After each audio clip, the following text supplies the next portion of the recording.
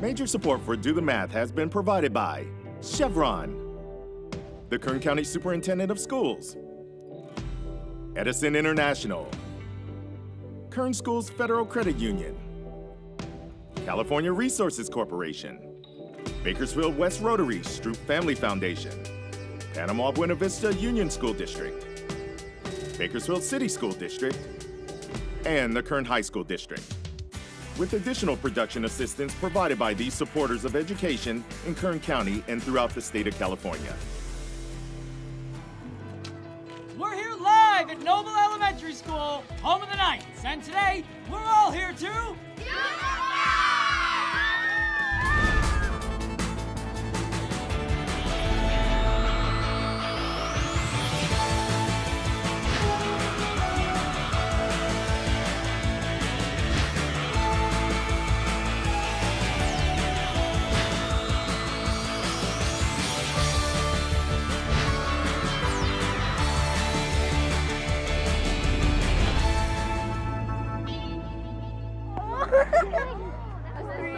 Elementary School, and we have a really exciting day for you planned. We're going to get very visual. We're using the space today. You know, a lot of people have this idea of math being all about numbers and calculations and algorithms.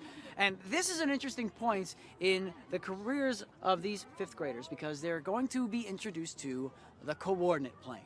What I have everybody doing here, say hey everybody! Hi! We are breaking into teams of 3 to explore and create our very own coordinate grid. Now, our materials for this, we have a schoolyard rife with basketball courts, which have very precise corners that we're going to be able to use. And we've got a good hearty helping of sidewalk chalk. So I'm going to go ahead and give each group of 3. I love 3 in math. 3 is a magic number because everybody gets a chance to talk. 1 piece of sidewalk chalk.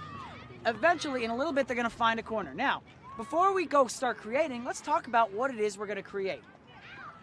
Now, we're familiar with number lines. You start at a value and you go, it can go on forever, but you use it to go back and forth between values, right? You can use it for adding, you can use it for subtracting, multiplying, dividing, or just really finding a value on a number line. And we know that there are horizontal number lines and there are vertical number lines. And that's easy to measure how long those are. In fact, length is the only thing you can measure on a number line, and that's what we call a dimension. So a number line by itself is 1 dimension. However, that's not how the world can be measured. We can't just measure everything just by length. Let's say we have a flat space like this basketball court, and we want to say, how big is it? We can't just say how long it is. We also have to mention how wide it is. Length and width. Those are 2 different dimensions. So a flat surface is considered 2-dimensional. So any shape you think of that you've seen ever since kindergarten or first grade, a circle, a square, a hexagon, an octagon, a non-agon, that's a 9-sided shape, folks. They're all flat surfaces that have 2 dimensions. And so to measure and identify places on a flat surface, we use 2 intersecting number lines or coordinate grid. So we have our x-axis here.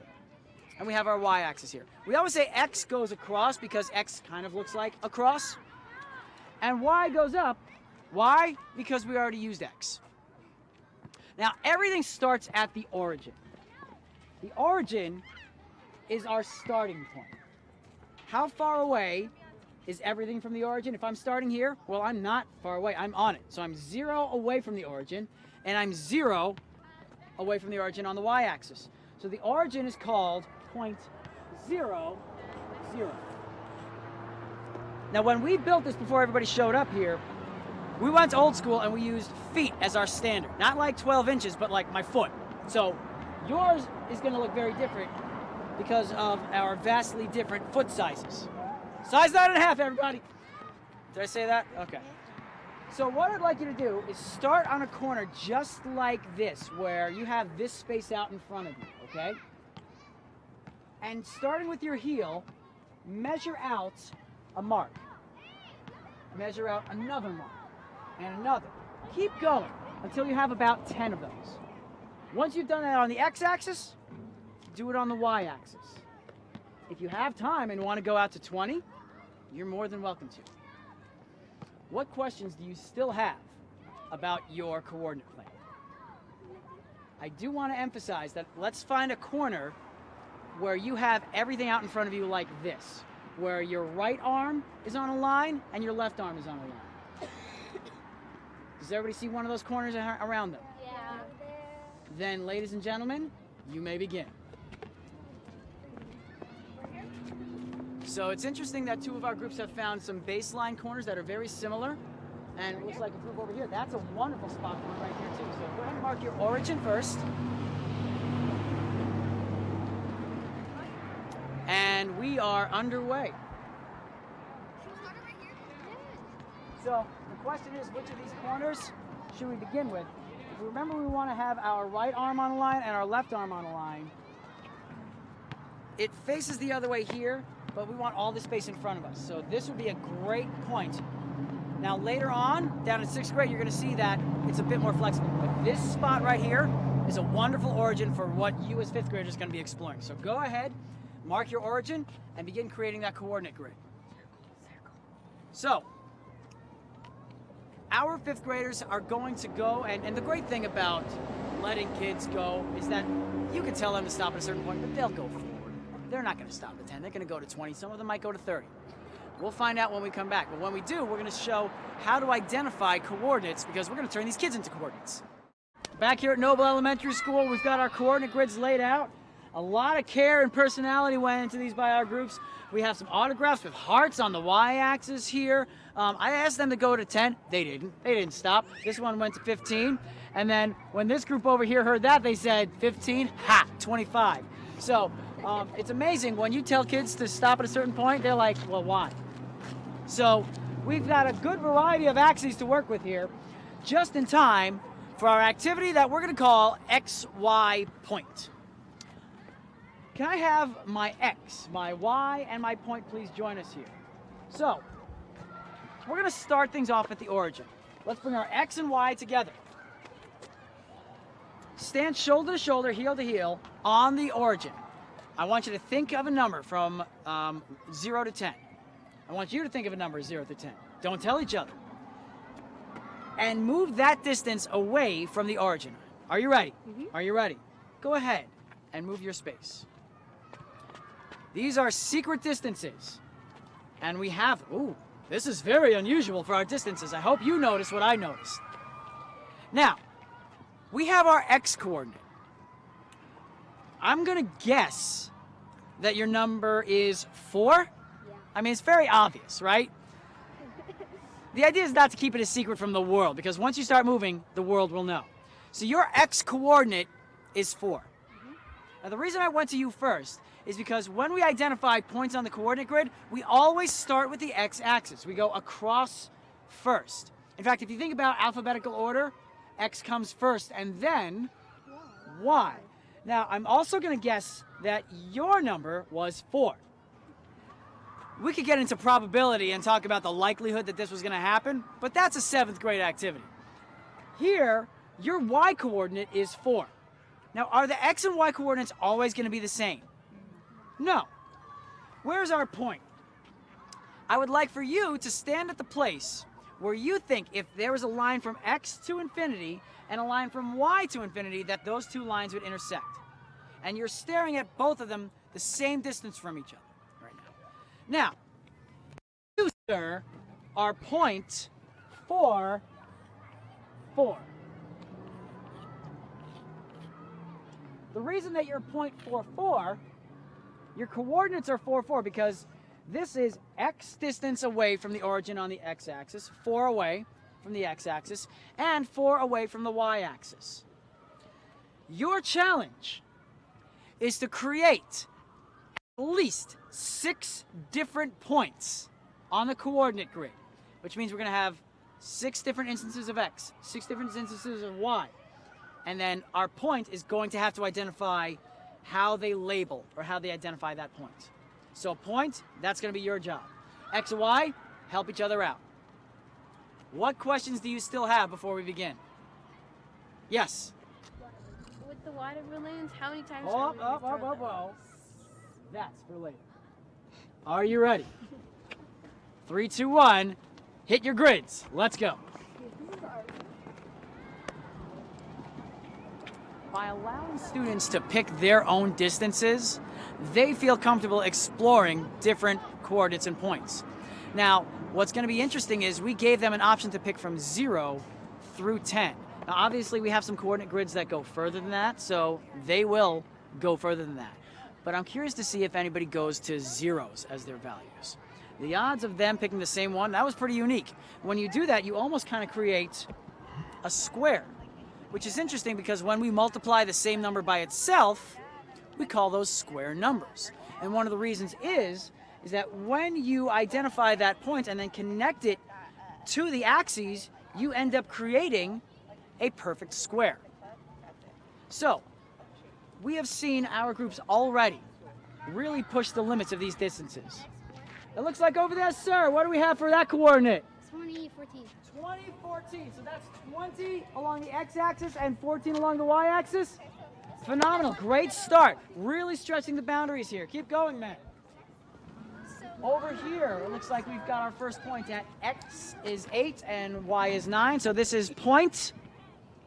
What do we call this point? We would call it 8, 9. 8, 9. Great job. We start with the x coordinate and then we identify the y. Go ahead and find another point. Remember, you can go from 0, and you don't have to limit yourself to 10. You guys went to 15. You can use all 15 if you want. All right? Keep going. So, ready? And so they're really playing around with the values and they're really stretching it out. Now, it's great when you can pick the points, but what if fate picks the point for you? Our young lady somewhat spoiled it, but I'll say it again. When we come back, they're gonna give me a lot of problems after we do this because we're gonna bring water balloons to campus, we're gonna throw it in the air, we're gonna see what happens, and more importantly, we're gonna identify where they land. Welcome to History in the Making here at Noble Elementary School. We've been exploring coordinate grids all day. The students have been working to identify points on the coordinate grid along the x and the y axis. We even got to explore what happens when one of the coordinates is 0, and they found that that falls right on the axes. So now we're going to apply this with television's first ever game of human Battleship. We've been able to fill up a good amount of water balloons. And our goal right now is not just to identify where our salvos land, but how far away they are from a target. So, let's figure out where our balloon lands. If we have a coordinate grid, the best way to do that is to figure out its distance from x and distance from y. So I'm gonna go ahead, start at the origin, over the back, over that shoulder, no look, behind the back, and see where this bad boy lands. Ready? Count me down, everybody, from 5, 4, 3, 2, 1! So, I'm gonna start on the x-axis. 11. You think it's 11? That's a great estimate. Let's see. No. You know, we're right. I think 11 was a great estimate here. 11. Now, let me line this up on the y-axis. And I'm looking at 13. So, we're talking about point 11, 13. That's the coordinate for where our shot landed. This is where it gets interesting, because you can't play human Battleship without a battleship. Well, call me the SS loser because I'm going to be that ship today. We got 9 balloons left, and we're going to make sure everybody gets a chance. But before the next person goes, you've got to identify where your target landed and how far away you were. So, who's going to be our first? Let's go for it. Go ahead and grab a balloon. She says, hold my chalk. Over the origin. Now, turn back towards me. Over the shoulder. No, back towards me. Count her down. 3, 2, 1. Not quite, but my sock is soaked. So, go ahead and tell us where your shot landed. Let's have the next person get ready while she does so. You say about 15? You think about 15? Okay. Then come on up. 11? So 15, 11, I'm at 11, 13, which means you were about 4 away from me on the x-axis and about 2 away from me on y. So over 4 and up 2. Let's get our next contestant. All right, she said right away, it's gonna be me. back to me. Turn around, count her down. 3, 2, 1. Oh, don't get me. So let's find out. She almost hit me. 17 and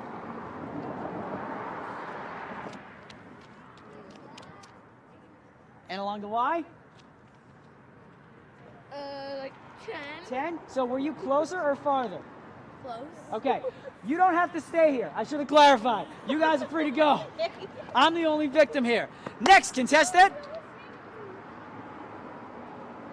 Still waiting here at 11:13. Very comfortable so far. 3, 2, 1. Oh God! Let's come and see. 10. You think that's 9? Okay. Okay. Come on up. 9 tenths. So 9 and 10. So yeah, you're about 2 away from me on the X, and maybe 3 away from me on the Y. Nicely done. Wow. You keep getting closer and closer, ladies and gentlemen. Thank you very much. Next contestant. Here we go. I am terrified. 3, 2, 1. Oh, thank goodness. Thank you for being so strong. Let's go ahead and figure out that long distance coordinate and get our next contestant ready. 22. And it's going to be past me at 13. And 16. 22, 16. So about 11 off on the x-axis, but only about 3 off on the y. So almost there vertically, but quite a ways off horizontally. So make sure you adjust, adjust, adjust. Here we go. 3, 2, 1.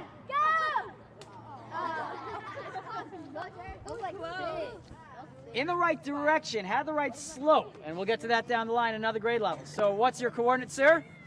610.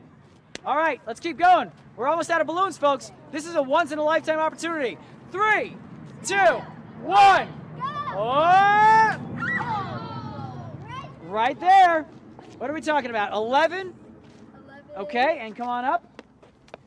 I would say that's almost a perfect square. 10 or maybe even 11? So, yeah, 11, 10. I'd say 11, 11. So a nice square shot. We're going to do one more shot here. This could be it, folks. Don't want to cut away from this quite yet. Here we go. 3, 2, 1. Here we go. Look out, John! That's a $437,000 camera, sir. So even though we haven't been on target, we've still been living that life on the coordinate plane. And I'm still dry.